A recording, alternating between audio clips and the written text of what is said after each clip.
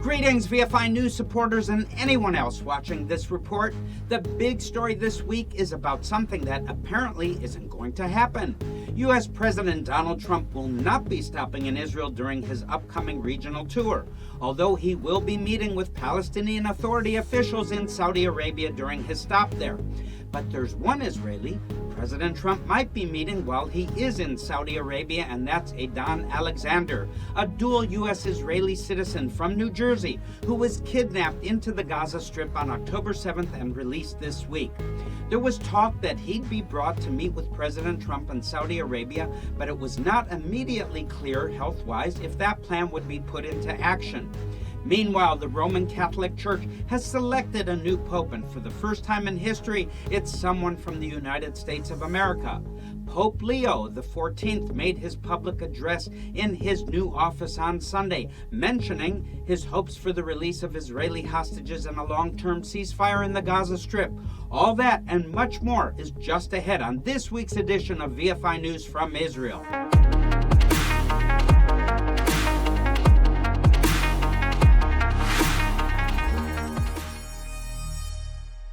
We'll start this week's report with the top news story, and like I said in the introduction, it's all about what's not going to happen. President Trump is not going to land in Israel during his Middle East tour, even though the shawarma is the best in Israel. Well, it's scheduled to start in a few days, but this is just the most visible example of an even bigger story, and that's an apparent widening of the rift between Israel and the Trump administration at a time when negotiations with Iran over its nuclear program are, no pun intended, going critical or exploding. To start with, last week, President Trump announced that he was suspending airstrikes against the Houthis in Yemen because, as he said, they had surrendered and didn't want to fight anymore, and had also promised not to attack merchant shipping in the Red Sea anymore. This came as a complete surprise to Israel, and apparently it came as a surprise to the Houthis as well, because a couple hours later, after President Trump made these remarks, a Houthi spokesman issued a statement flatly denying what he said. The Houthi statement included a refusal to cease firing ballistic missiles at Israel, and indeed, several more ballistic missiles have been fired at Israel by the Houthis in the days since. This prompted Israeli airstrikes, which did considerable damage to several strategic assets controlled by the Houthis in Yemen, including ports, factories, and the international airport in Sana'a. While all of this was being used by the Houthis to support their war-making capabilities, ordinary Yemeni residents of these areas complained to the Arabic language media portals that they mostly damaged their interest while leaving the Houthi leadership and their military capabilities mostly untouched. By the way, that bill is at least $500 million of damage that Israel did. Not too bad. Sadly, I find it easy to believe what these people are saying. The Houthis, like Hamas in Gaza, Hezbollah in Lebanon, and all their fellow travelers in jihadist terror groups all over the world, have never shown much regard for the civilians they hide behind. They talk about doing what they're doing in order to free the people from oppression and so on. But the truth is, they themselves are the ones who are oppressing these people, using them as human shields and stealing everything they can from them. It might seem cruel to destroy a factory where these ordinary people are working in order to deny the oppressive regime the ability to use the money and material that the factory produces for their own benefit, but there's no other choice, guys. I wish there was another way to hurt the Houthis and Hamas and Hezbollah and the Iranian regime, which sponsors all of them, without at the same time hurting these ordinary people whose only crime is being reluctant and probably even unaware accomplices. But this has to be done in order to protect ourselves here in Israel. And it's also the only way these poor people in Yemen will ever get rid of this terrorist organization which has hijacked their country. Now, with all of that having been said, we're still left with a question mark about the American commitment to Israel's security and a growing rift between the Trump administration and Israel, although all sides are denying that. Now, that question mark got a little bigger this week when Special Envoy Steve Witkoff reportedly told the families of Israeli hostages being in the Gaza Strip that Prime Minister Netanyahu is needlessly prolonging the fighting. According to this narrative, if Netanyahu really wants the hostages back, he should call off the planned offensive and just agree to the terms Hamas has set forth. Now, to refresh our memories, that includes the IDF completely withdrawing from the Strip, Hamas remaining in power there, not disarming, and both sides agreeing to a 5-year ceasefire. Now, that last part sounds good, but the truth is that Hamas has a history of using ceasefires to regroup, rearm, and prepare for another round of fighting, then breaking the ceasefire whenever it's most convenient for them. And there's no doubt that this would be exactly what they would do this time as well. And it's truly astounding that Steve Witkoff or anyone else wants to give them that opportunity. But if we take these two events together, it becomes apparent that the Trump administration seems to think that Israel's enemies kind of have a point. So the way to get the Houthis to stop misbehaving is to give them what they say they want in return for good behavior, which is an end to the fighting in Gaza. Then, the way to get the fighting in Gaza to end is to pressure Israel to give in to all the demands Hamas is making. Now, I hate to say this, but this is remarkably similar to the approach Witkoff is taking in the negotiations to try and end the war in the Ukraine by simply giving the Kremlin everything it says it wants, including large chunks of territory in the country they started this war by invading 3 years ago. Now, I doubt Steve Witkoff will ever watch this video, but if he does, I would advise him that giving bullies, tyrants, jihadists, and terrorists everything they want on a silver platter might stop a round of fighting, but it doesn't solve the problems that led to the fight beginning in the first place. That's the pragmatic angle, and I don't think I even need to explain the moral issue here. Be that as it may, there were other things the administration did or didn't do in recent days which have been unsettling to Israel and to myself personally. U.S. Defense Secretary Pete Hegseth canceled a planned visit, and the final word came down that President Trump is also definitely not going to stop in Israel during his tour of regional allies later this week. However, another story broke late Sunday afternoon, which made most of us forget all about that stuff, at least for a few moments.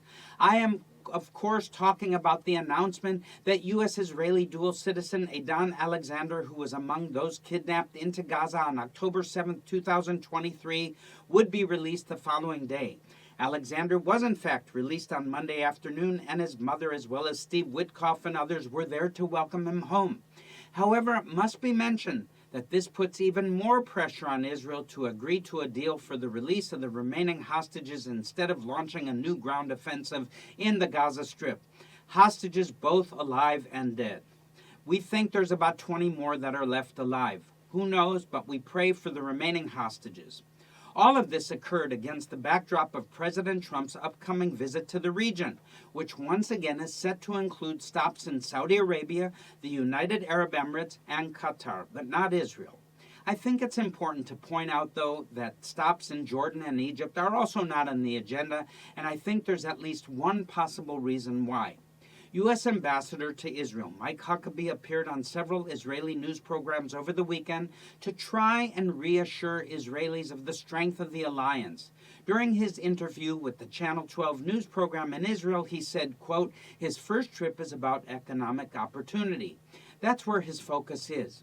What he's doing is not because he's snubbing Israel. There are 200 nations in the world almost. So there are a lot of them he hasn't gone to yet. A lot of them he isn't going to right away. He spent more time with the Prime Minister of Israel than he has any other world leader. I think that says a lot. I would just say to people, relax, calm down, Donald Trump loves you. There's no doubt about that. He's got your back. He's the same Donald Trump that for 4 years as president did more for Israel than any other American president. So this is what Mike Huckabee, the ambassador from America to Israel, has said, and I like the guy a lot. Switching to commentary mode, I believe Mike Huckabee believes what he's saying. And I've also been around long enough to know that the relationship between Israel and America is not dependent on the feelings of one United States president or another.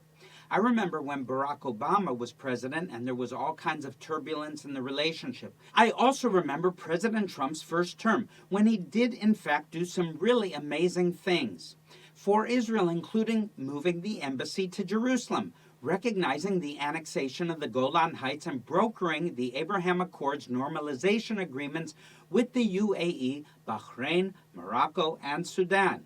Those were real concrete accomplishments that have had real concrete benefits to the lives of many Israelis and others in this region.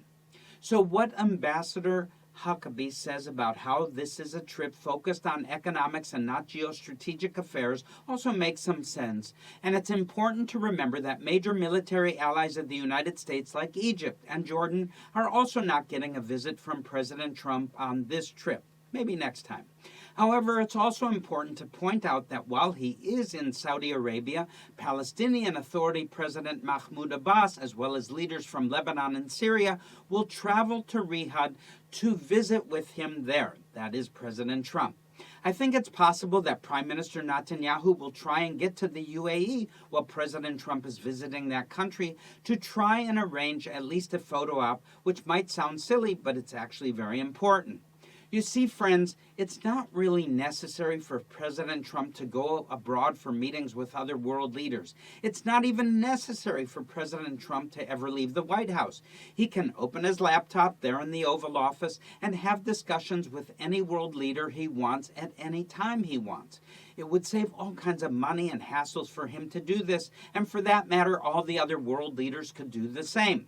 Corporate leaders have been saving time and money by having these kinds of virtual meetings for years already. The reason that political leaders can't do the same thing is because international relations and politics and diplomacy and all the rest are all at least as much about appearance as substance. There's a saying that it's not official, but it's not on Facebook. Well, to whatever degree that true or untrue is in the real world, in the political world, there's no question about it. In order for something to really count, it has to be reported in the media. There has to be film and pictures of it with commentary by analysts and so forth. Maybe I should get an invitation there as well. Well, there's another much older saying that there's no business like show business, and that's the only possible exception to that is politics. But sometimes the line between politics and show business is hard to see. That's why I'm with all of you today. Now, with all that in mind, there's one more issue here which I think deserves to be mentioned, and that is what Ambassador Huckabee said about how this is a visit to focus on economics. If that's true, it's still somewhat alarming that Israel is not one of the stops President Trump is making. Israel is in the OECD, and America is one of our biggest trading partners. The Israeli economy was running very hot before this war started, and the fact that it has lost so much steam that President Trump no longer sees it as worthy as a stop to make and talk about is possibly a problem. So with that in mind, I'd like to remind you all that Vision for Israel has been working hard for many years to provide financial assistance to households and communities in this country to help them deal with various hardships, both to Jews and Arabs alike. Now, during the last 20 months of this war, we've been busier than ever, and there's no end in sight. So please watch this short video about our projects, which I hope you'll want to contribute to.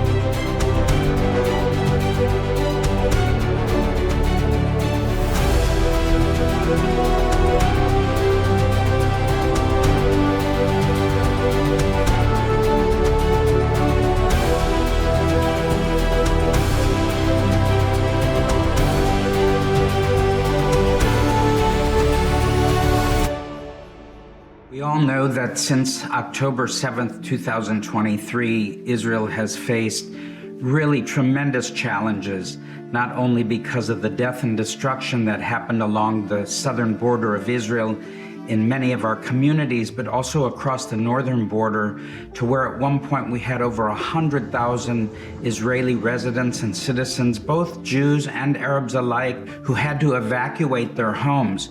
So it's been a very multi-layered challenge in order to meet the needs of the people of Israel. And that's where Vision for Israel has come to the forefront, networking together across the country with as many others as possible in order to meet the needs of people. And this is all from both security concerns to safety concerns to welfare concerns to even to the children who have lost their education and schooling. Welcome back to VFI News, everybody. The other big issue that is, of course, looming large over the regional visit of President Trump is the ongoing negotiations with Iran over that country's nuclear weapons program, which the regime says it doesn't have. And at the same time, they say they'll never give it up.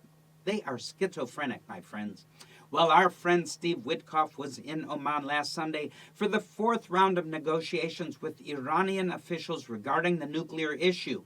Going into this round of talks, Witkoff had said that Iran must agree to dismantle its uranium enrichment capacity and ship the enriched uranium it already has out of the country. And as I've said to many of my friends, let's bring it to Israel. Why not? He pointed out correctly that there's no need for any country to enrich uranium to a high degree of purity if all they want is an electrical power production capacity. Now, this point has been made over and over again for years, decades now, and Iran has continued to pretend they don't understand what that means, while diplomats from other major powers have allowed them to get away with it. Why? This time, Witkoff said he wasn't going to allow them to get away with it anymore, and if there was no substantial progress made towards these goals in this round of negotiations, it would be the last round, and the U.S. would move on to other options. This follows a comment President Trump made last week that Iran's enrichment centrifuges would either blow up in a nice, tidy way through a deal, or they'd blow it up in a violent, untidy way through being destroyed in an airstrike. In any event, following last Sunday's discussions, the Iranians said it had been difficult but productive, and the American side said progress had in fact been made and more rounds of talks would be held in the near future. Guys, let's get real. Now, switching to commentary mode, friends, I am not sure what to believe anymore regarding this issue. The statements made by Steve Witkoff as well as President Trump are well and good. I especially appreciate President Trump's statement that the Iranian centrifuges will explode one way or the other. One way or the other. Well, that's great, and he certainly has deployed the bombers to Diego Garcia, and the aircraft carriers are here. So he's got the means to follow through on his rhetoric. However, and this is a big however, it's impossible to ignore the way he ended the air campaign against the Houthis, even though none of the objectives of that campaign have been met. He made the announcement about it in the middle of a press conference that was mainly devoted to other issues, and he did not give any prior warning about it to Israel or anyone else. Even some of his White House aides were surprised to get this piece of news, and once again, the Houthis themselves flatly denied that they had agreed to what he said they'd agreed to. It almost seems like President Trump made a major geostrategic decision on the spur of the moment, like a man who sat down to watch a movie on TV, but about halfway through decided he was bored, so he turned it off and got up to go do something else. That does not make me confident that the Trump administration is seriously committed to confronting the Iranians if they're able to delay even for a few more weeks. They're champions at delaying, and they've been doing it for a very long time. This is the jihadist negotiating way. To be fair, there are a lot of other things competing for President Trump's attention right now. This flare-up between India and Pakistan last week that seemed to come out of nowhere and quickly escalated into something that looked like the beginning of a major armed conflict between two nuclear-armed powers is one example. There are other flashpoints all over the world where something almost as dangerous, requiring intense and sharply focused diplomatic efforts, could happen at almost any moment. The Iranians surely know this, and they're obviously stalling for time, hoping that this president gets tired of watching this movie and decides to go do something else. Well, if and when that happens, Israel will be in great danger. Iran has already sent 2 waves of drones, cruise and ballistic missiles at this country, and they're threatening to send an even bigger and more deadly attack our way. The Houthis in Yemen, as I said before, are still firing ballistic missiles at us on a regular basis, and there are plenty of other hostile elements in this region who might think it's time to jump in as well. I haven't even said anything recently about the large forces Egypt is continuing to deploy in the Sinai, but they're still there. They're also meeting with the Chinese. Turkey is also continuing to encroach into northern Syria, although there's some good news on that front, which we'll get to in a moment. First, I want to invite you to watch this short video about the efforts Vision for Israel is making to install bomb safety shelters to protect Israeli residents, including Jews, Arabs, Druze, and others, from the danger posed by incoming rockets and missiles.